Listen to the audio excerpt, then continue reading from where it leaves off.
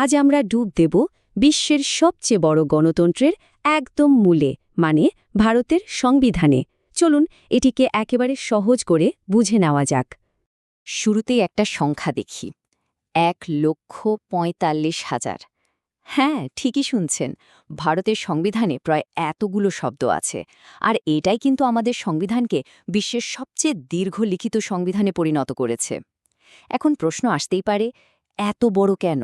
আসলে ভারতের মতো বিশাল বৈচিত্র্যময় একটা দেশের জন্য, যেখানে কেন্দ্র আর রাজ্যের মধ্যে ক্ষমতার ভাগাভাগি এত গুরুত্বপূর্ণ, সেখানে সবকিছু বিস্তারিতভাবে লেখার দরকার ছিল। তো এই বিশাল সংবিধানটাকে ভালোভাবে বুঝতে আমরা মোট 5টা মূল বিষয় ধরে এগোব। কি থাকছে দেখে নেওয়া যাক। বেশ, আমাদের প্রথম পর্ব ভারতের সর্বোচ্চ আইন পুস্তক। চলুন সবার আগে এটাই জেনে নিই যে সংবিধান ঠিক কী আর কেনই বা একে দেশের মূল ভিত্তি বলা হয়। সহজ কথায় বললে, সংবিধান হল দেশের সর্বোচ্চ রুলবুক। মানে এর উপরে আর কিচ্ছু নেই। দেশের যে কোনো আইন, সরকারের যে কোনো সিদ্ধান্ত, সবকিছুকেই এই রুলবুকের নিয়ম মেনে চলতে হবে। এর বাইরে যাওয়ার কোনো উপায়ই নেই। আচ্ছা, এবার একটু ইতিহাসে ফেরা যাক। কিভাবে তৈরি হলো এত গুরুত্বপূর্ণ একটা নথি? চলুন সেই গল্পটাই শোনা যাক। একটা কথা পরিষ্কার করে নেওয়া ভালো, এই সংবিধান কিন্তু কোনো একজন মানুষের লেখা নয়। এটা ছিল একটা বিরাট কর্মযজ্ঞ। এর জন্য তৈরি হয়েছিল গণপরিষদ বা দ্য কনস্টিটিউয়েন্ট অ্যাসেম্বলি, যেখানে সারা ভারতের বিভিন্ন প্রদেশের প্রতিনিধিরা একসাথে বসে দিনের পর দিন আলোচনা বিতর্ক করে এর প্রতিটি শব্দ তৈরি করেছেন।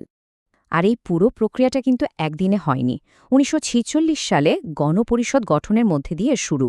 এরপর ১৯৪৭-এ দেশ স্বাধীন হল, তৈরি হল খসড়া কমিটি। টানা আলোচনার পর ১৯৪৯ সালে চূড়ান্ত খসড়া গৃহীত হয়। আর সবশেষে ১৯৫০ সালে সংবিধান কার্যকর হওয়ার সাথে সাথে ভারত একটি প্রজাতন্ত্র হিসেবে আত্মপ্রকাশ করে। ভাবুন একবার, প্রায় ৩ বছরের কঠিন পরিশ্রম। আর এই সংখ্যাটা দেখুন, ২৮৪। এই ২৮৪ জন গণপরিষদের সদস্য ১৯৫০ সালের ২৪শে জানুয়ারি হাতে লেখা সংবিধানের চূড়ান্ত কপিতে সই করেছিলেন।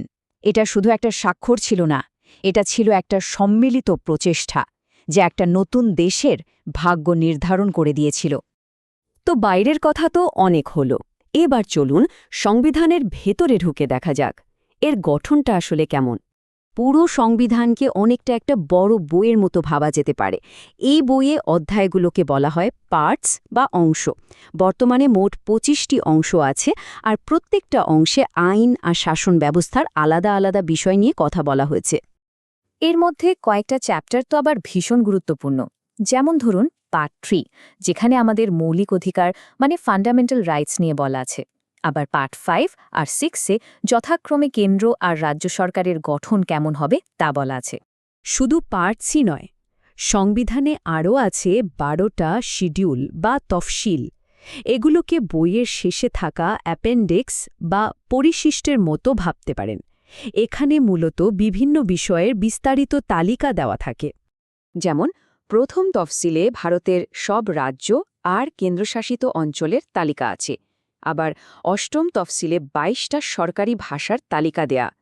আর সপ্তম তফসিলটা তো খুবই গুরুত্বপূর্ণ, কারণ এখানে কেন্দ্র আর রাজ্যের মধ্যে আইন তৈরির ক্ষমতা কিভাবে ভাগ করা হয়েছে তার বিস্তারিত তালিকা আছে। বেশ, সংবিধানের গঠন তো বোঝা গেল, কিন্তু এই নকশাটা বাস্তবে কাজ করে কিভাবে? সরকার কিভাবে চলে? এর জন্য সংবিধানে ক্ষমতার ৩টি স্তম্ভের কথা বলা হয়েছে। প্রথম স্তম্ভটা হল আইনসভা, অর্থাৎ আমাদের সংসদ। লোকসভা আর রাজ্যসভা নিয়ে তৈরি এই সংসদের মূল কাজই হল দেশের জন্য আইন তৈরি করা। দ্বিতীয় স্তম্ভ হল কার্যনির্বাহী বিভাগ বা এক্সিকিউটিভ। সংসদ যে আইনগুলো বানায় সেগুলোকে বাস্তবে প্রয়োগ করার দায়িত্ব এদের।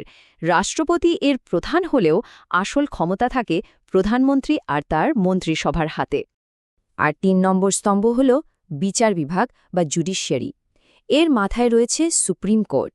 বিচার বিভাগের সবচেয়ে বড় কাজ হল সংবিধানের অভিভাবক বা রক্ষক হিসেবে কাজ করা। কিভাবে রক্ষা করে? এদের হাতে একটা দারুণ ক্ষমতা আছে, যার নাম জুডিশিয়াল রিভিউ। এর মাধ্যমে সংসদ যদি এমন কোনো আইন বানায় যা সংবিধানের মূল কাঠামোর বিরুদ্ধে যায় তাহলে বিচার বিভাগ সেই আইনকে বাতিল করে দিতে পারে। মানে এক কথায় বিচার বিভাগ একটা ওয়াচডগের মতো কাজ করে।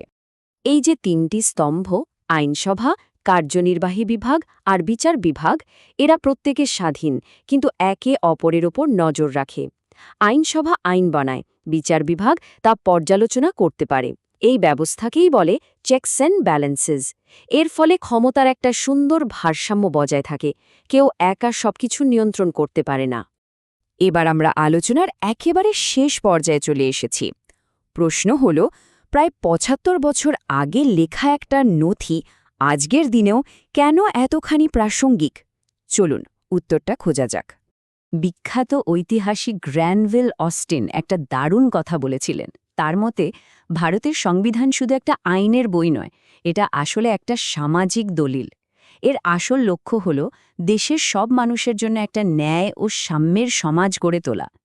আর ঠিক এই কারণেই সংবিধানকে এমনভাবে তৈরি করা হয়েছে যাতে এটা সময়ের সাথে সাথে নিজেকে বদলে নিতে পারে। একে বলা হয় লিভিং ডকুমেন্ট বা জীবন্ত দলিল। এখন পর্যন্ত ১০০ বারেরও বেশি সংশোধন করা হয়েছে যাতে এটা বর্তমান সময়ের চাহিদার সাথে তাল মিলিয়ে চলতে পারে। এই নমনীয়তাই এর সবচেয়ে বড় শক্তি। একটা দারুণ উদাহরণ দিই। সংবিধানে ২১ নম্বর ধারায় জীবনের অধিকারের কথা বলা আছে। প্রথম দিকের মানে শুধু বেঁচে থাকা বোঝাতো, কিন্তু সময়ের সাথে সাথে আমাদের বিচার বিভাগ এর ব্যাখ্যাকে অনেক বাড়িয়ে দিয়েছে। এখন এর মধ্যে দ্রুত বিচার পাওয়ার অধিকার, বিশুদ্ধ জল পাওয়ার অধিকার, এমনকি শিক্ষার অধিকারের মতো বিষয়গুলোও অন্তর্ভুক্ত। ভাবা যায়?